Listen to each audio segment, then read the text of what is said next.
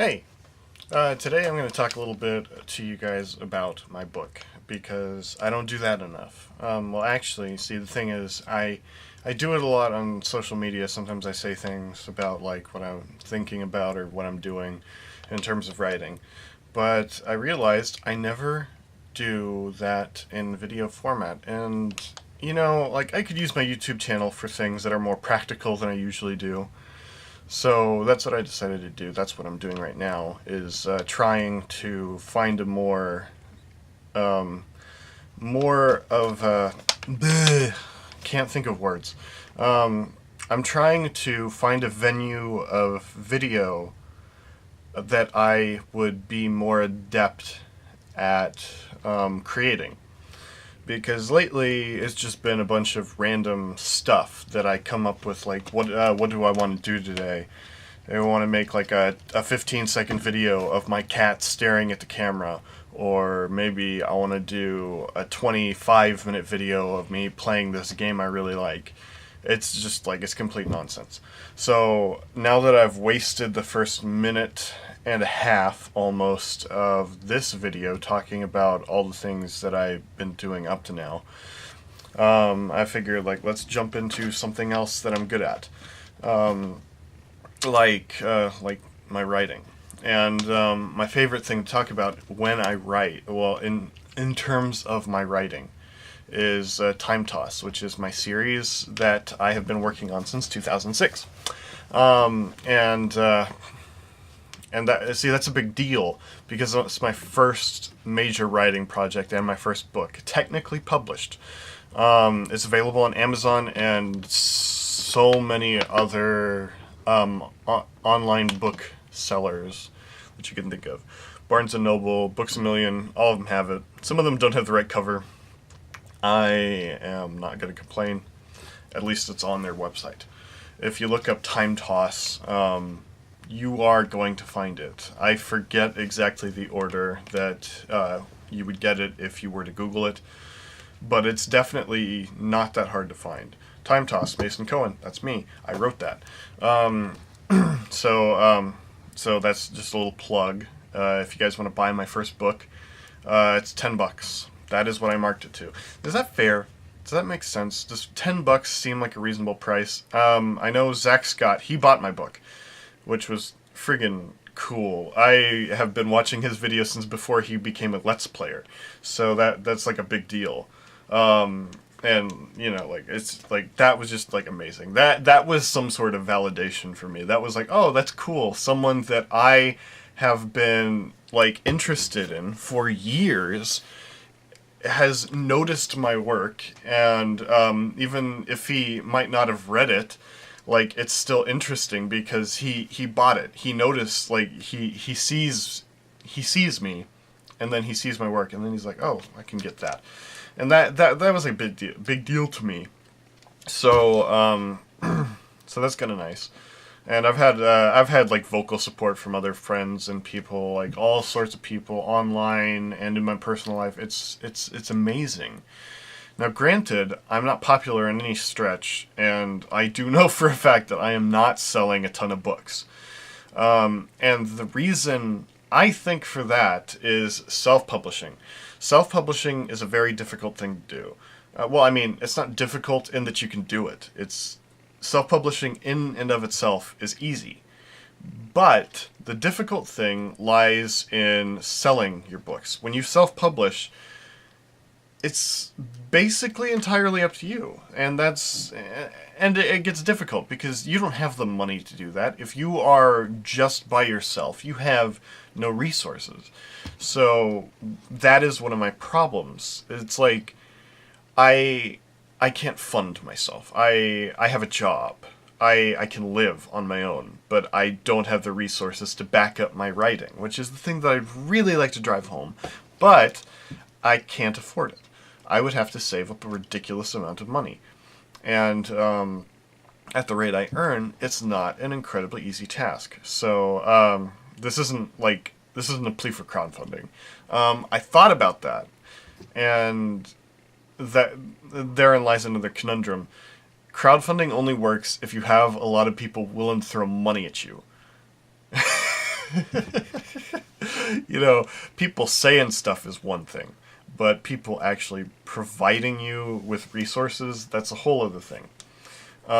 So I already know crowdfunding wouldn't work for me because it doesn't. I did some like minor tests in that area where I would try to do something, but the thing is, you need outreach for one, which is something I do not have, and you need people that are willing to throw money. So I have neither, and I've come to accept that. In that sense, I'm okay with the fact that I'm not making money. But so I mean, there's that. Self-publishing is like, it's just to say, oh yeah, I'm a published writer. That's all it is. I'm not writing for the fame. I'm not writing for popularity, obviously. If that were the case, then I would be done. Because I don't have it. So why would I care? Why do I keep lifting this bottle up like I'm going to drink it and I never do? I did it. There. So, anyway, the idea that I am in it for the money or fame is not in any way true. I'm not saying that I wouldn't like it if I had it eventually, but I don't have it. So right now, what I'm writing for is myself, and for anyone that might even be remotely interested in what I have to do. I have this weird thing where I like to make people happy and spread joy and all that other crap. I know that just sounds so positive when I say it like that, but I do have a tendency to do things for other people, and I get this weird sense of pride from, you know, bringing things like that into people's lives. And I thought, well, wouldn't it be interesting if I found a bunch of people that liked the kind of stuff that I wrote about, and you know, like, actually really started vibing on it? Because my whole thing when I started writing, I would, like, what I did when I was first starting out as a very, very young child is just, I would start writing about things that already existed. Things that I couldn't get away with publishing. So it's like, it was like fan fiction before I knew what fan fiction was. And that worked out okay because it got me in a writing mindset for pre-existing characters. But the thing about it is that you see all this stuff that would be really cool to write for, and then you realize that the odds of you actually writing for that material is very slim. So, and the thing about writing for existing materials is that you're writing for someone else, essentially. You, like, if I were to, like, when I was a child, I was really into Thomas the Tank Engine. Enunciation. If I were to write for that, if I were to write in any capacity for it, I would be credited as the writer, but I would be writing for the company that produces it. And I mean, that's not a bad thing. It's actually a really good thing. Like, if I had the chance to do it, I would do it, I think, still. But the thing is, you're writing for them. So a lot of what you'd be writing is guided by them. The freedom that you get depends on who you are. And if you're not someone that they feel that they can trust, then they are going to guide you all the way through it, which means your creative freedom is limited to your writing ability, but only in how effective you'll portray their message. So the freedom would be down to how much you'd be able to barter for that, I guess. At least that's how I think. But anyway, so after I started kind of fiddling with these ideas that I liked because they already existed, they were other properties from other people who came up with these great ideas, and I was like, well, I could expand on that. Well, after doing that for a while, I realized that it wasn't practical for me to be writing for other people's characters, even in the public domain. Although, maybe one of these days I'll write something for Sherlock Holmes. That'd be cool. I could do a Sherlock Holmes story. That's in the public domain. So you can write a story about Sherlock Holmes, and nobody can say anything about it. It's perfectly fine. But I digress. Bottle. Um, so eventually, I became a teenager, and I started trying to come up with different concepts for things I wanted to write about myself, but I didn't really strike any particular inspiration.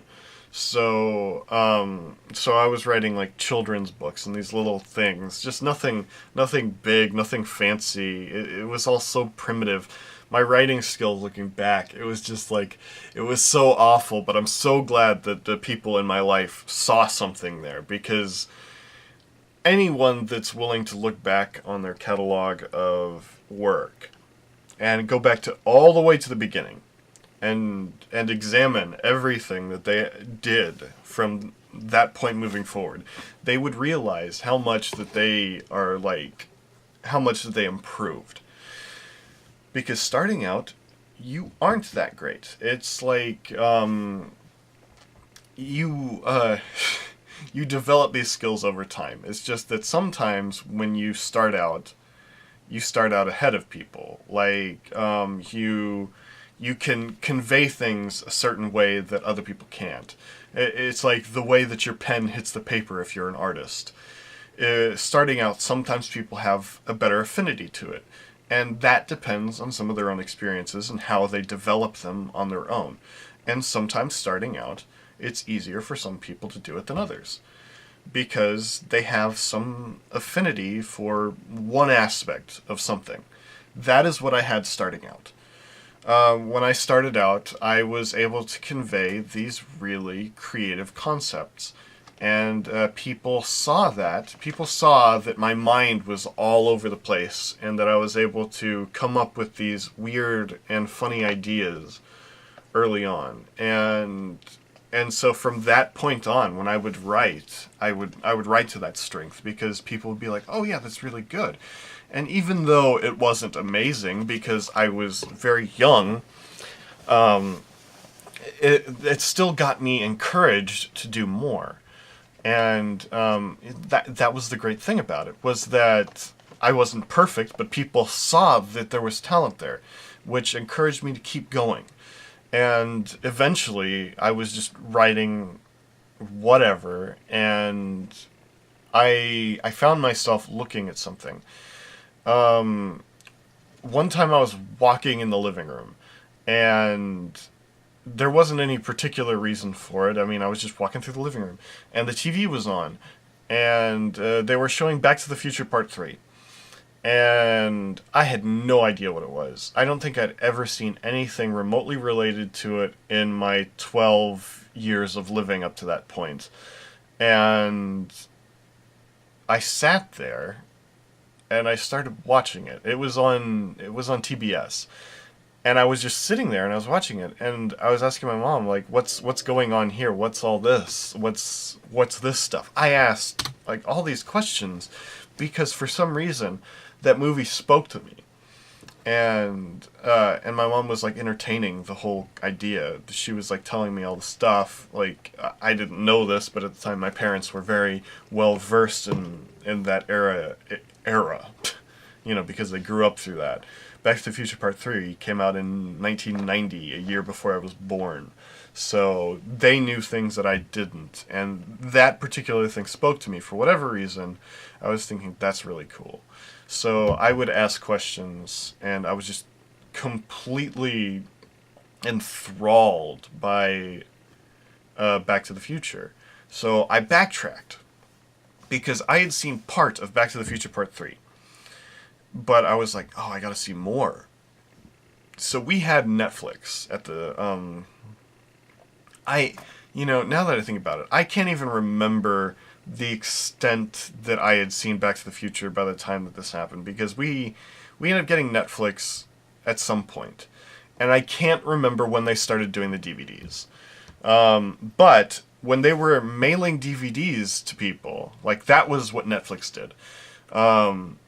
Way back when, before streaming entire movies and TV shows was a thing, they had this mail service at Netflix, and Blockbuster was trying to do it, which turned out to not work. But it wasn't their fault. They were just a dinosaur. So I'm getting off topic, but I love tangents. Um, so anyway, when Netflix started doing the mail-in DVD things, my parents were like, "Oh yeah, all you had to do is put this thing on a list, and it's in your queue, and eventually it gets sent out." We had like a 2 or 3 DVD deal, so we'd be getting 2 or 3 of them at a time, and that was always fun for me because like I would sneak in one of mine against 2 of my parents or whatever, and so I would get one thing and they would get whatever, and I'd have my own stuff, and I was able to get the whole Back to the Future trilogy that way. I was able to watch it that way because back then streaming was not a thing, and they weren't gonna buy the DVDs. I did get the DVDs eventually. I got the trilogy, and that was really cool. But before then, we were doing the mail-in service. So we got the so I would order the DVDs in the Netflix queue, and